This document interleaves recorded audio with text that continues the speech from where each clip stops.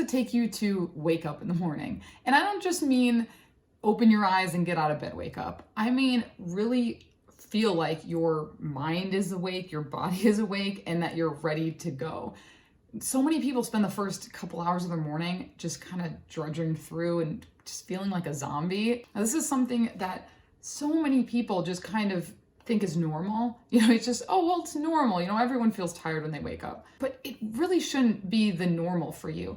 You should be able to wake up when your alarm goes off and feel like awake, like your eyes pop open, you get right out of bed, and you're ready to go. So today I want to give you some different things to try if you're someone who constantly wakes up feeling tired, groggy. So I'm going to give you basically two different options of things to try in the morning, and then two options of things to try in the afternoon or evening that will help you for the next day.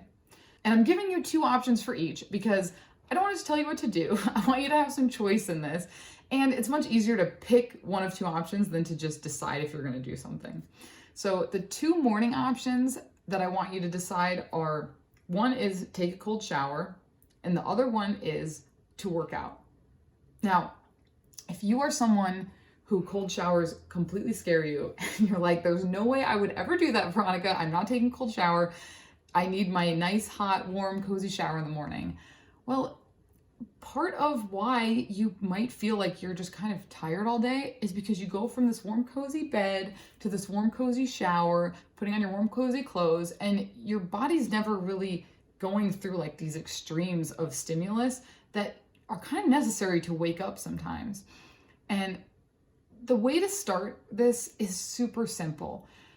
A lot of people think, oh, well, if I have to take a cold shower, I have to take like my whole shower freezing cold and it's gonna suck.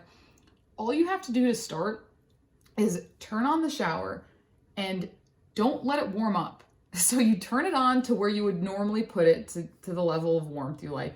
But before letting it warm up, just jump right in. So as soon as you turn the water on, jump in. And as you know, it usually takes like 10 to 30 seconds for the water to warm up. And so basically you're still taking your hot shower, but your initial jump in the shower is that cold kind of shock to your system, which will help to wake you up. If there's any sort of grogginess you're feeling, it strips it away like that. I'm telling you, like, just try it and you'll see that it does.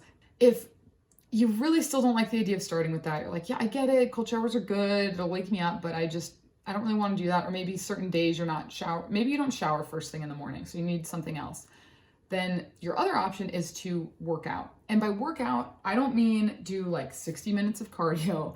I just mean do 2 minutes of something that will raise your heart rate. So for me, the movement I like to do is either burpees or jumping squats, basically squat down and jump up, because these really quickly get your heart rate up because they're like a little bit more of a challenging movement for your body. And they're just really simple to do. You can do the jumping squat standing. You don't even need like a good floor or anything. But even if maybe that's a little bit more of an advanced movement for you, you could even just do 2 minutes of jumping jacks. I mean, that's enough to get your heart rate up, to just wake up your body a little bit. Because as much as coffee can help to wake up your mind, it doesn't really do much to wake up your body. And your mind is what you're using most of the day, but your body can really have an effect on how you feel energetically throughout the day. And so one of these two options is really just to wake up your body in one way. One is the extreme cold and the other is getting that heart rate elevated. And so just pick one to start with. Or you could alternate, maybe one day you try the workout thing, the other day you try the cold shower thing. I definitely alternate these. If you want to, for bonus points, you could do both. But again, I only need you to pick one right now. And it really doesn't take that long, just 2 minutes of a workout or just a really quick cold shock in that shower. And that'll help a lot more than you might think it will.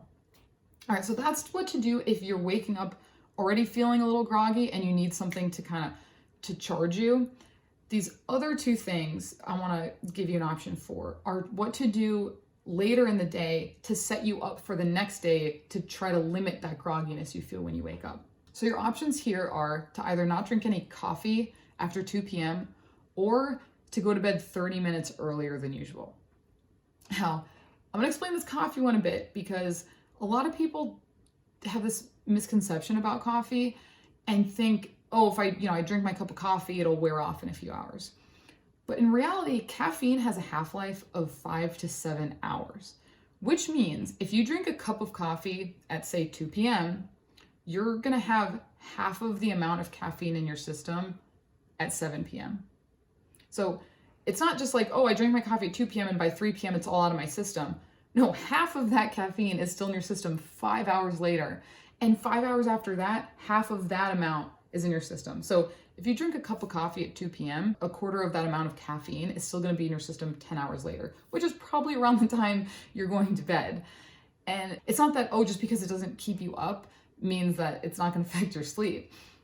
Caffeine will not let you go into those deeper stages of sleep. And so even if you are one of those people that can drink coffee at 6 p.m. and go to sleep at 10 p.m., it might still affect the level of sound sleep you're getting. And so that could be a reason why you're waking up groggy the next day. So this is just something to try and see if it does make a difference for you. Now, maybe you don't drink a lot of coffee or you already don't drink it past 2 p.m., so that's probably not your issue. Then just try getting more sleep. Most people just don't get the amount of sleep they should get. We all know we should get anywhere from 7 to 8 hours for, optimal levels of sleep, but a lot of people don't even get that much.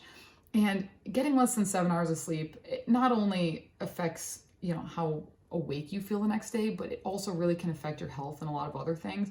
So this is just really important all around to get more sleep. Try to go to bed 30 minutes before you normally would. And at first, you'll probably have a hard time falling asleep, even going to bed 30 minutes earlier because your body's so used to going to sleep later. But given enough time of getting in bed earlier, your body will get used to the fact that, okay, I'm in bed, I might as well just fall asleep now and start to get more sleep. And hopefully that will help you feel a little bit more energized when you wake up. So I hope those things you're excited to try because they really do make a huge difference. They did for me. I'm hoping they will for you. And if you try them and you find that they do work, please comment below so other people can see that. And if this video helped you, please give it a like.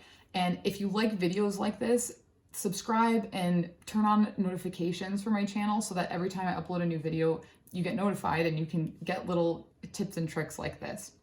And if you try some of these things and maybe you try all 4 of these and you still find that you're feeling groggy when you wake up and tired and fatigued and you just don't know what to do, I really urge you to pay a visit to your doctor. I mean, there could be an underlying condition you have, or just you could be deficient in something that you don't realize you're deficient in that could really make the difference for you. Because a lot of people think being fatigued all the time is just normal for everyone, but it really shouldn't be. A lot of people can fix it through methods like I talked about in this video, but for you, it might be some other underlying problem that only a doctor can really help you with. So I hope you guys enjoyed this video, and I'll see you next time.